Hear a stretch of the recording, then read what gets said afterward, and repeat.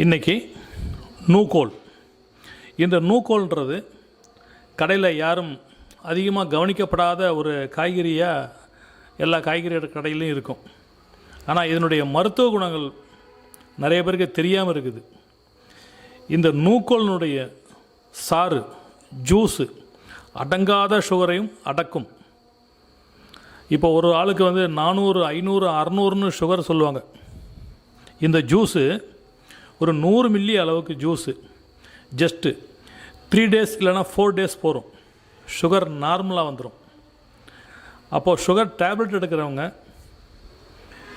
Medicine ஹெவியாக medicine சாப்பிட்றவங்க, இவங்கெல்லாம் கவனத்தோடு இந்த ஜூஸ் எடுத்துக்கணும். என்ன ரீசன்னா, அந்த டெஸ்டிங் மானிட்டர் இருக்குல்ல, அது கையில் வச்சுட்டு பார்த்துக்கிட்டே செய்யணுவங்க. இல்லைன்னா சடன்லி லோ சுகர் ஆகிடும். அந்தளவு பவர்ஃபுல்லான இந்த நூக்கோல் காய்.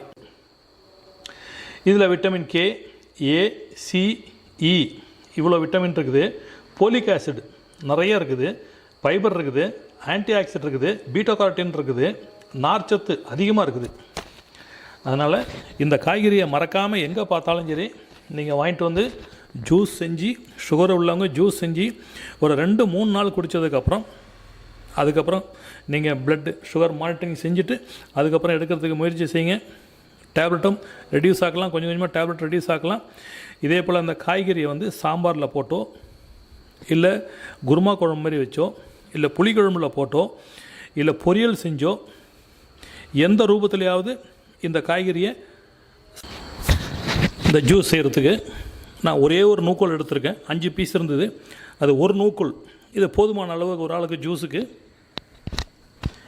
இந்த நூக்கோல் கிட்டத்தட்ட 70 மில்லிகிராம்ஸ் இருக்குது. அப்போ இந்த நூக்கோலை இதை ஜூஸ் செய்ய போகிறோம்.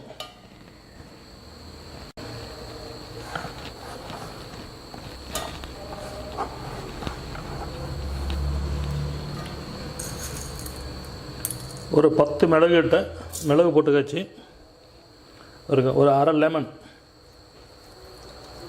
போட்டாச்சு. உப்பு லைட்டாக எடுத்துக்கிறோம். உப்பு இதை மிக்சியில் வச்சு ஃபஸ்ட்டு நல்லா அடிச்சுட்டு அதுக்கப்புறம் தண்ணி ஊற்றி அடித்து ஒரு 150 ml வரக்கூடிய அளவுக்கு இப்போ ரெடி பண்ண போகிறோம்.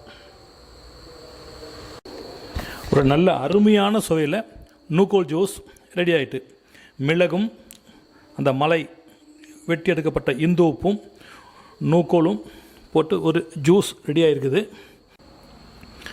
இது கடையில் விலை போகாத காயாக இருக்குது, கவனம் வச்சுக்கோங்க. இனிமேல் இந்த காய்கறி எங்கே பார்த்தாலும் வாங்க, நூக்கோலை வாங்கிடுங்க.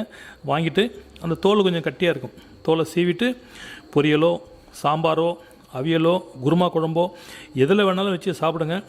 இந்த காயை கண்டினியூஸாக சாப்பிடுங்க. சுகர்லேருந்து தவிர்க்கலாம். அது இல்லாமல் இதில் நோய் எதிர்ப்பு சக்தி அதிகமாக இருக்கிறதுனால புற்றுநோய் வராமல் தடுக்கக்கூடிய அளவுக்கு இந்த காய்கறியில் இருக்குது. நம்மளை சுற்றி உள்ள வெஜிடபிளில் நிறைய காய்கறியில் நிறைய மருத்துவ குணம் இருக்குது. அதை கவனமாக நம்ம எடுத்து சாப்பிடாமல் நிறைய பேர் விட்டுடுறோம். அதனால் எடுத்துங்க, இந்த ஜூஸை குடிங்க, பயன்படுங்க. சுகரை விரட்டி அடிங்க.